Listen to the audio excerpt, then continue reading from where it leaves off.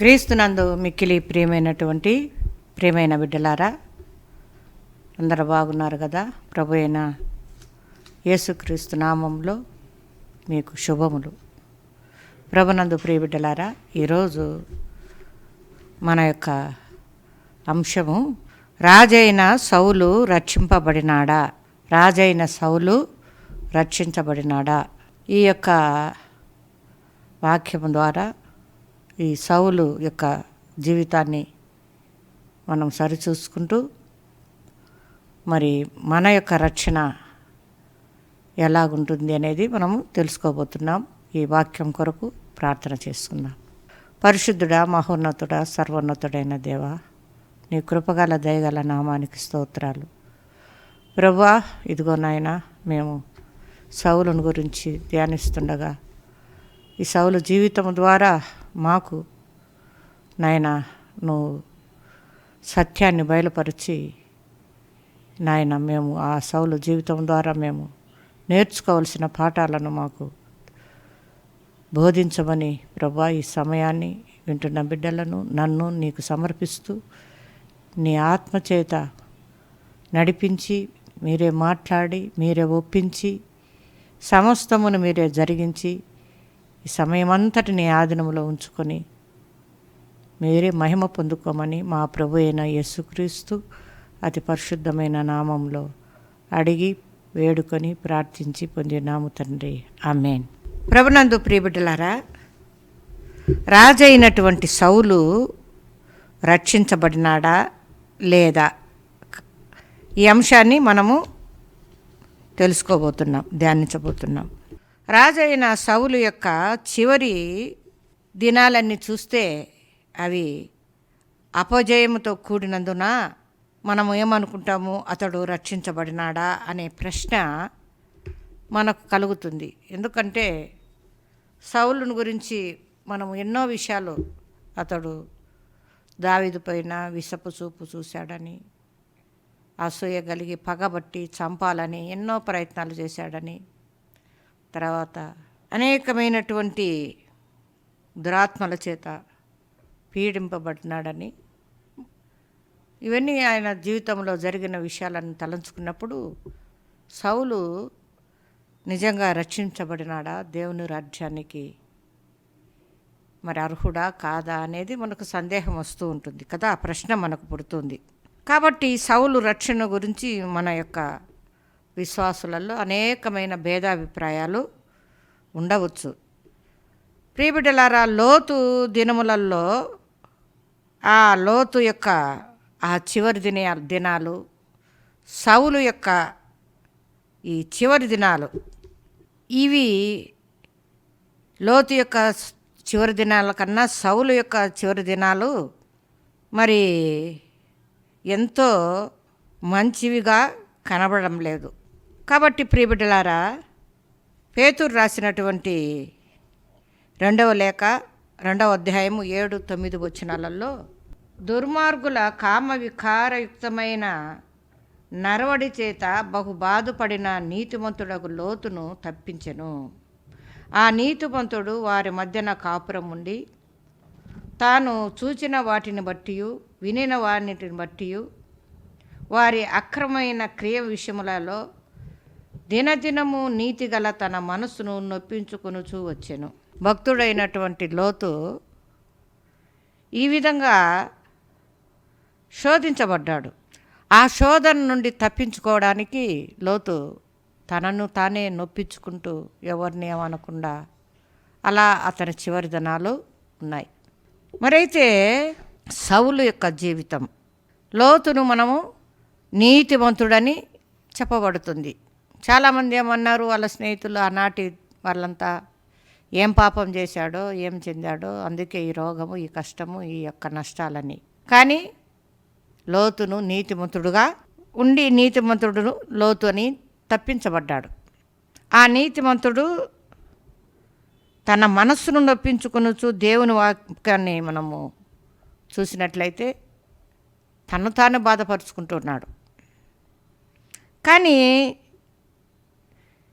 ఈ యొక్క దేవుని వాక్యం మనం బాగా పరిశీలిస్తే ఈ యొక్క కొన్ని ప్రాముఖ్యమైన విషయాలు మనం చూడగలుగుతాం ప్రియబిడ్డలారా. సమూయేలు జీవితము మరి రక్షించబడినాడా లేదా అనే ఒక ప్రశ్నకు మనము వాక్య భాగాలు చూసినట్లయితే ప్రవక్త అయిన సమూయేలు ఏమంటున్నాడంటే, సమూయేలు మొదటి గ్రంథము 10వ అధ్యాయము 6-9 వచనాలు చూస్తే, ఈ ప్రవక్త అయిన సమూయేలు దేవుని ఉద్దేశాన్ని సౌలుకు చెప్తున్నాడు. ఈ రీతిగా ప్రవచిస్తున్నాడు. ఏమని? యెహోవా ఆత్మ నీ మీదికి బలగముగా దిగివచ్చును, నీవు వారితో కలిసి ప్రకటన చేయుచుండగా నీకు క్రొత్త మనసు వచ్చును. ప్రియబిడ్డలారా, సమూయేలు సౌలును మరి అభిషేకించినట్లుగా సౌలు గురించి ప్రవచనము పలుకుతూ ఉన్నాడు. ఏమని? దేవుని యొక్క యెహోవా యొక్క ఆత్మ నీ మీదికి బలంగా దిగి వచ్చినప్పుడు నీవు వారితో కలిసి ప్రవశిస్తున్నప్పుడు, ప్రకటన చేస్తే ఉన్నప్పుడు, అప్పుడు నీ మీదికి క్రొత్త మనసు వస్తుందని. క్రొత్త మనసు, మారు మనసు. కాబట్టి ఈ కొత్త మనసు అనుగ్రహించాడంటే మనము ఈ నూతనమైన మనసు సౌలు పొందుకున్నాడు. ఈ వాక్య భాగమును బట్టి క్రొత్త మనసు అంటే నూతనమైన మనసు.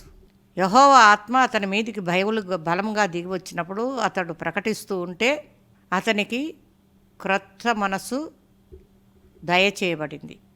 అంటే నూతనమైన మనసు.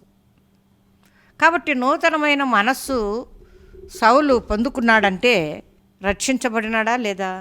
మనము మారు మనసు పొంది, దేవుని ఆత్మ చేత మారు మనసు పొంది, కొత్త మనసు, కొత్త ఆత్మ మనకు లభించినప్పుడు మనం రక్షణ పొందినామని చెప్పుకుంటున్నాం కదా.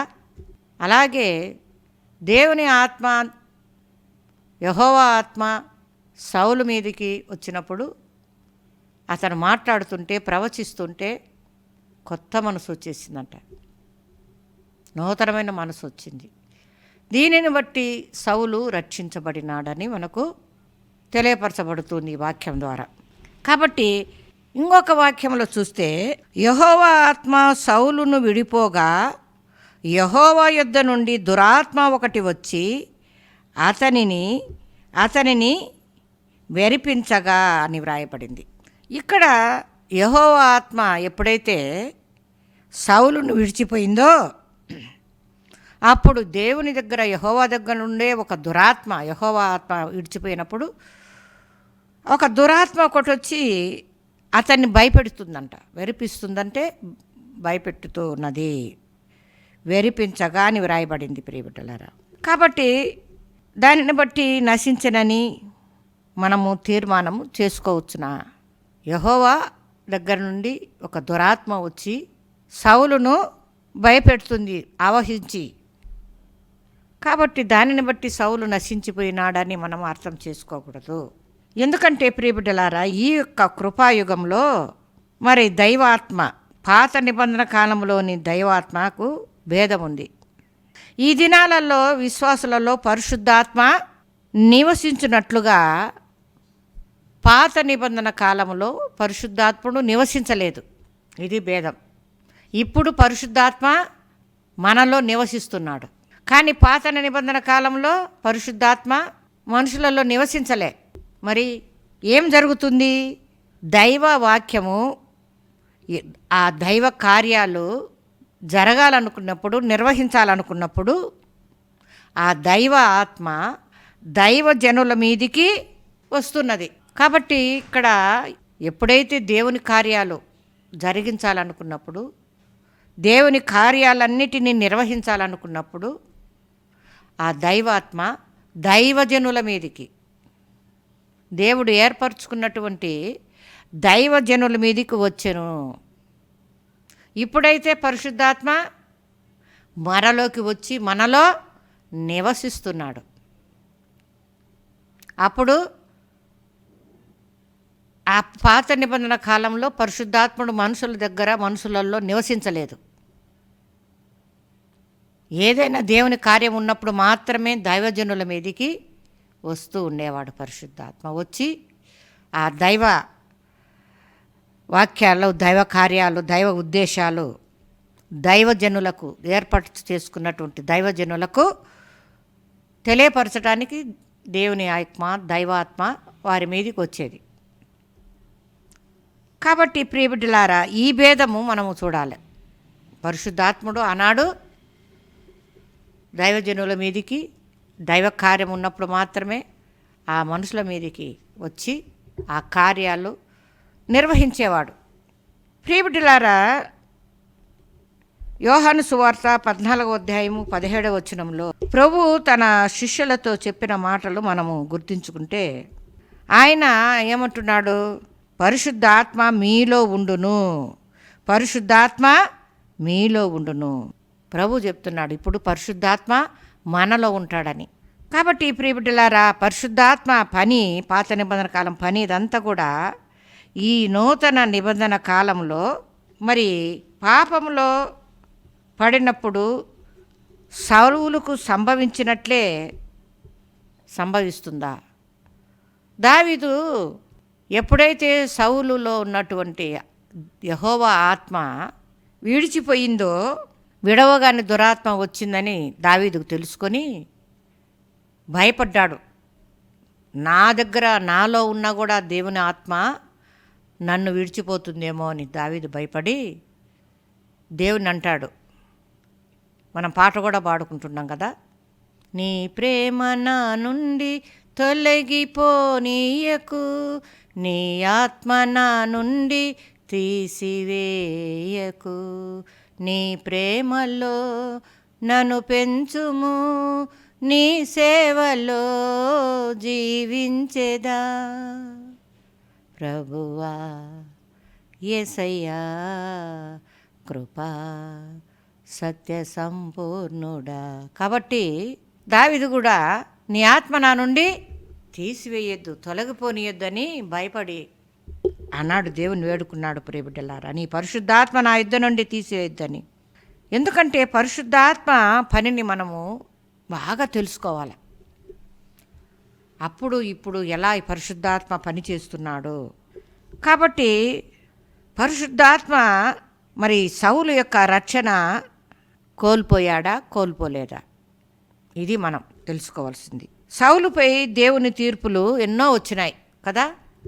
ఇహ సంబంధమైన జీవితానికి సంబంధించినవన్నీ సౌలు జీవితంలో సంభవించినాయి. ప్రియబిడ్డలారా, నీ చేతి నుండి రాజ్యమును తీసివేస్తా, నీ పొరుగువానికి పొరుగువాడైన దావీదుకు ఇచ్చి ఉన్నాడని చెప్పబడింది. ఆ సౌలు చేతిలో ఉన్నటువంటి రాజ్యాన్ని తీసేసి నీ పొరుగువాడైన దావీదుకు అది నేను ఇచ్చివేశాను. ఈ యొక్క తీర్పులన్నీ కూడా ఇహలోక సంబంధమైనవి. కాబట్టి ప్రియబిడ్డలారా, సౌలు యొక్క ఆత్మ యొక్క భవిష్యత్ స్థితికి ఎంత మాత్రము సంబంధించినవి కావు. దేవుడిచ్చినటువంటి తీర్పు ఇహలోక సంబంధమైందే అని మనం గ్రహించాలి. కాబట్టి ఈ రక్షణ విషయంలో మనము ఆనాడు సౌలు విషయంలో, సౌలు ఇంత చివరి దినాల్లో ఇంత పతనమైపోయాడు, కారణం అతను చేసిన దుర్మార్గమే, అన్యాయమే, అక్రమమే, అసూయనే, అంత పగ. కాబట్టి అంత నీచమైన స్థితి వచ్చింది అని మనం అనుకుంటున్నాం. ఈనాడు చాలామంది మనుషులు, చాలామంది విశ్వాసులు మంచివారుగా ఉండి దేవుని విడిచిపెట్టి ఎన్నో దుష్టకార్యాలు, ఎన్నో వ్యసనాలు, దేవుడి మాటలు ఎంత చెబుతున్నా వినకుండా, దేవుని గురించి తెలుసు, శిక్ష గురించి తెలుసు, అయినా వినకుండా దేవునికి దూరం అయిపోయి రక్షించబడిన వారు, బాప్తిసం పొందినవారు సౌలు వలె భ్రష్టు పట్టిపోతున్నారు, తప్పిపోతున్నారు. కాబట్టి ప్రియబిడ్డలారా, ఆ సౌలు జీవితం మాదిరిగానే ఎంతో దేవుడిచ్చిన ఆశీర్వాదంతో, మంచి అధికారముతో జీవించాలని దేవుడు అభిషేకిస్తే, సౌలు ఇహ సంబంధమైనటువంటి కోరికలకు, ఆశలకు, అధికారమునకు, సాతాను యొక్క ఆలోచనలకు, ఆ దురాత్మ యొక్క ప్రభావం చేత పతనమైపోతున్నాడు. ఈనాడు మనుషులు కూడా అంతే. మంచి జీవితము, దేవుడు అభిషేకించిన జీవితాన్ని ఈ అపవాది సాతానుడు దురాత్మలు ఆ సౌలును పీడించినట్లుగానే ఈనాడు పీడిస్తున్నాడు. పగతో ప్రతీకారంతో కచ్చలు తీర్చుకునే దానికి మరి జీవితమంతా అయిపోతున్నా ప్రతీకారమే, కచ్చనే, అసూయనే, ఈడే నాకు శత్రువు, ఈడు ఉండకూడదు, వీడు నాశనం అయిపోవాలి, పతనం చేయాలి, ఏ రకంగా అని నశించిపోతున్నారు. కాబట్టి ప్రియబిడ్డలారా, మనము ఈ రక్షించబడినటువంటి విశ్వాసి పాపం చేసి పాపంలో పడిపోయి సాతానుకు బానిస అయిపోయిన తర్వాత ఇంక వాడికి రక్షణ లేదా? ఈ సౌలు జీవితాన్ని బట్టి మనము గ్రహించుకోవడానికి మనం చూస్తున్నాం ప్రియబిడ్డలారా. చూడండి, ఇంకొక అంశంలో సౌలు యోనాతాను ఇద్దరు కూడా నీతిమంతులు. ఇద్దరు కూడా వారి విషయాలు చూస్తే అన్నీ కూడా ఐక్యపరచబడి ఉన్నాయి. ఒకరికొకరు కూడా చాలా సన్నిహితంగా అన్ని విషయములందు మంచిగానే ఉన్నారు. కానీ యోనాతాను జీవితం కూడా చూస్తే సమూయేలు గ్రంథంలో కానీ రాజుల గ్రంథంలో కానీ ఎంతో ప్రశస్తమైన జీవితం కన్నా యోనాతాను దావీదుతో నిబంధన చేసుకున్నాడు. కాబట్టి ఆ నిబంధన మనకు రక్షణ సూచనగా ఉన్నది ప్రియబిడ్డ. అందుచేత యోనాతాను రక్షింపబడితే సౌలు రక్షించబడడా? అన్నిటికీ సౌలు వలె ఉన్నటువంటి యోనాతాను వలె ఉన్నటువంటి సౌలు రక్షణకు యోగ్యుడా కాదా? ఇంకొక విషయం గమనించినట్లయితే ప్రియబిడ్డలారా, ఈ సౌలు యోదోరులోని కర్ణపిశాచి స్త్రీ, ఈ స్త్రీ ఇంట సౌలు ఉన్నాడు. ఆ కర్ణపిశాచి ఇంట్లో సౌలు ఉన్నప్పుడు సమూయేలు వచ్చి సమూయేలు ఆత్మ సౌలుతో చెప్పిన మాటలు చూడండి, గమనించండి. రేపు నీవు నీ కుమారుడు నాతో కూడా ఉందురు. రేపు నీవు నీ కుమారులను నాతో కూడా ఉందురు. నీవు నీ బిడ్డలు కూడా నాతో కూడా ఉంటారు రేపు. ఈ మాట మనం గమనిస్తే సమూయేలు ఎక్కడున్నాడు? సమూయేలు ప్రవక్త ఎక్కడున్నాడు? పరదేశంలో విశ్రాంతిలో ఉన్నాడు. సమూయేలు ఏమంటున్నాడు? రేపు నువ్వు నీ కొడుకులు నాతో కూడా ఉంటారంటున్నాడు. ఈ మాట మనము ఇంకా ఎక్కడ విన్నాం? ప్రభువు నోట. ప్రభువు మరి లూకాసు వార్త 23వ అధ్యాయం 41వ వచనంలో ఆ కుడి వైపున ఉన్నటువంటి దొంగతో అంటాడు కదా, నేడు నీవు నాతో కూడా పరదేశంలో ఉందువు. ప్రభువు దొంగతో పలికిన మాట, నేడు నీవు నాతో కూడా పరదేశంలో ఉందువు. ఇక్కడ సమూయేలు కూడా అలాగే అంటున్నాడు ఈ మాట. ఏమని? రేపు నాతో కూడా నీవు నీ కుమారులు ఉంటారు. కాబట్టి ఈ వాక్య భాగం బట్టి మనము గమనించితే సౌలు కుమారులు కూడా పరదేశంలో ఉన్నారు. ప్రియమైన బిడ్డలారా, రక్షింపబడినటువంటి విశ్వాసి పాపం చేసిన తర్వాత అతనికి పరలోకంలో ప్రవేశం లేదా? ఈ సౌలు జీవితాన్ని బట్టి చూస్తే సౌలు చేసినటువంటి పాపానికి, ఆ యొక్క శరీరంతో చేసినటువంటి పగలు, ప్రతీకారములు, అసూయలు, వాటన్నిటికీ కూడా ఇహమందే తీర్పు విధించి అతని చేతిలో నుండి రాజ్యం విడిపించబడి అతన్ని నాశనానికి, శరీరమే మాత్రము మరణానికి, ఆత్మను రక్షించి ఆత్మను దేవునికి. కాబట్టి సౌలు జీవితము విశ్వాసులందరికీ ఒక ప్రాముఖ్యత మనకు చెప్తూ ఉన్నది ప్రియబిడ్డలారా. రక్షించబడిన వ్యక్తి తిరిగి పాపంలో ప్రవేశిస్తున్నప్పుడు దేవుడు అతనికి అనేకమైనటువంటి అవకాశములు ఇస్తున్నాడు. ఎన్నో తరుణాలు వస్తున్నాయి, ఎన్నో రోజులు, ఎన్నో సంవత్సరాలు. ఎందుకని ఈ అవకాశము, ఈ తరుణం ఎందుకు ఇస్తున్నాడు దేవుడు? అతడు పశ్చాత్తాపడి మరి తిరిగి తండ్రి అయిన దేవుని వైపు తిరుగుతాడని, తండ్రి సహవాసంలోనికి ప్రవేశిస్తాడని ఎన్నో తరుణాలు ఇస్తున్నాడు. కానీ ఎన్ని తరుణాలు ఇచ్చినా వాళ్ళు మారడం లేదు, మనసు మార్చుకోవడం లేదు, పశ్చాత్తాపం చెందడం లేదు. చివరికి దేవుడు అతని ఆత్మను రక్షించుకొని శరీరాన్ని మరణానికి అప్పగిస్తున్నాడు. హల్లెలూయా. ఇలా చాలామంది వ్యక్తులు మరి నేను చూశాను. ఒక వ్యక్తి మంచి అధికారంలో ఉన్నాడు, గొప్ప మంచి గవర్నమెంట్, మంచి దైవభక్తుడు. కానీ ఆ యొక్క పనిలో మరి శరీరానికి సంబంధించినటువంటి పాప కార్యాలు చేసేదానికి అవకాశం ఉంది. తాగడానికి, జోదము, అన్నీ చేసేది, మళ్ళా బైబిల్ చదివేదే, ప్రార్థన చేసేదే. ఆ వ్యక్తికి ఎన్ని తరుణాలు ఇచ్చాడో నేను కనులారా చూసిన. యాక్సిడెంట్లు అయినాయి, కాళ్ళు చేతులు విరిగినాయి. ఆ కాళ్ళు చేతులు విరిగినప్పుడు నేను ఈ పుటాల నుంచి ఇంకా బాగా ఉంటా, రక్షించబడతా, దేవుని సాక్షిగా ఉంటా, ఇంకా నేనేం చేయను, ఏ మందు జోలిగిపోను, ఏ పాపం చేయను, దేవుడు నన్ను బతికిచ్చినాడని బాగా అయిన తర్వాత ఒక 2-3 నెలలు కూడా మంచిగా లేడు.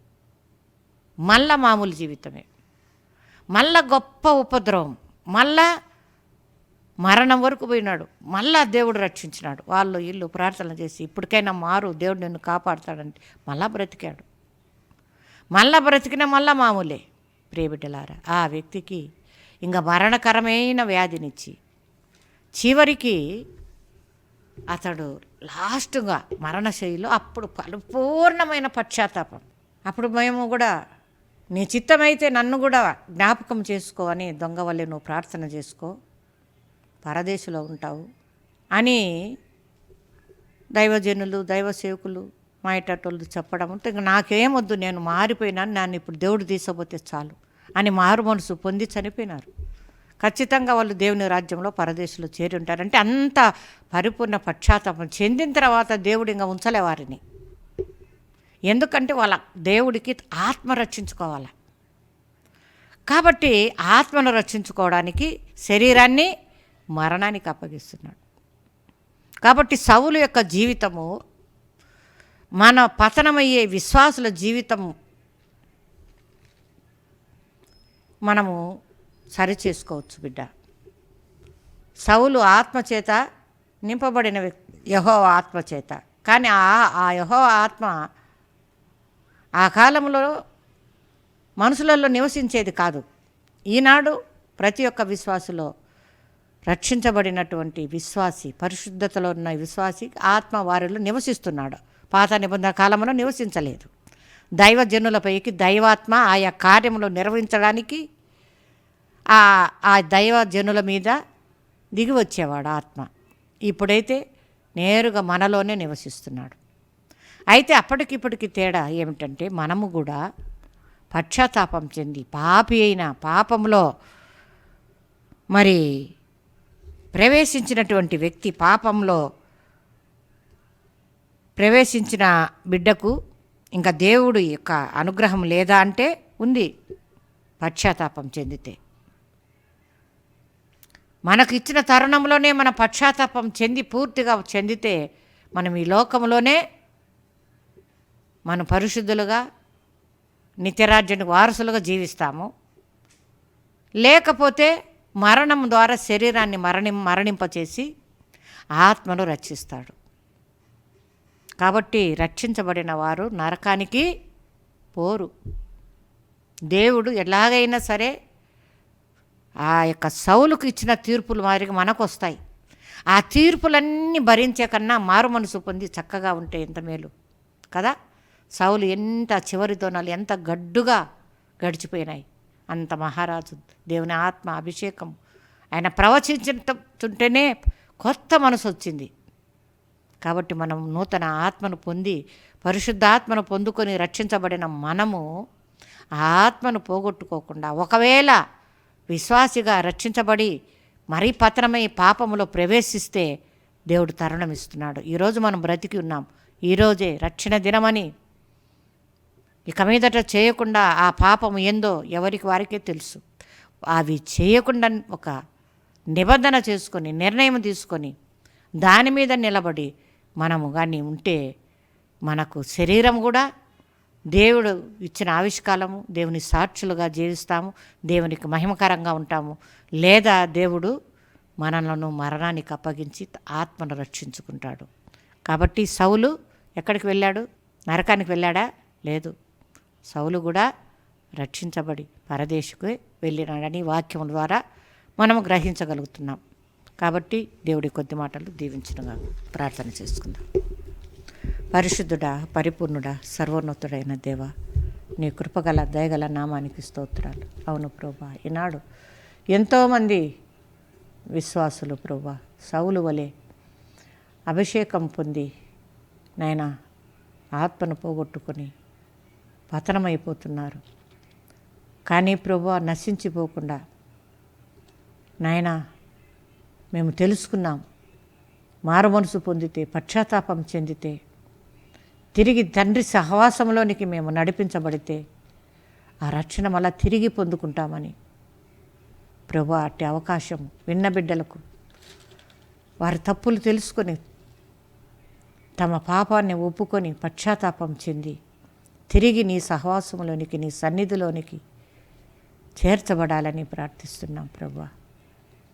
నాయన ఎన్ని తరుణాలు పోగొట్టుకొని చివరికి మరణానికి అప్పగించబడకుండా శరీరం ఉండగానే ఈ లోకములో ప్రభు నీ సాక్షులుగా ఉండడానికి మేము బ్రతికి నీ ఆత్మను నింపుకొని మాలో నివసించుచున్న ఆత్మను పోగొట్టుకోకుండా నీ రక్షణ పరిపూర్ణంగా అనుభవించుటకు, అందుకొనుటకు, జీవించుటకు కృప దయచేయమని, ప్రాణాత్మ శరీరములకు మాకు రక్షణ దయచేయమని ఈ వాక్యం ద్వారా విన్న బిడ్డలు చక్కగా అర్థం చేసుకొని మరి నాయన ఆ నిత్యత్వంలో చేర్చబడుటకు కృప చూపమని, మారు మనసు పొందుటకు ప్రతి బిడ్డలతో మాట్లాడమని మా ప్రభు అయిన యేసుక్రీస్తు అతి పరిశుద్ధమైన నామములో అడిగి వేడుకొని ప్రార్థించి పొందినాము తండ్రి.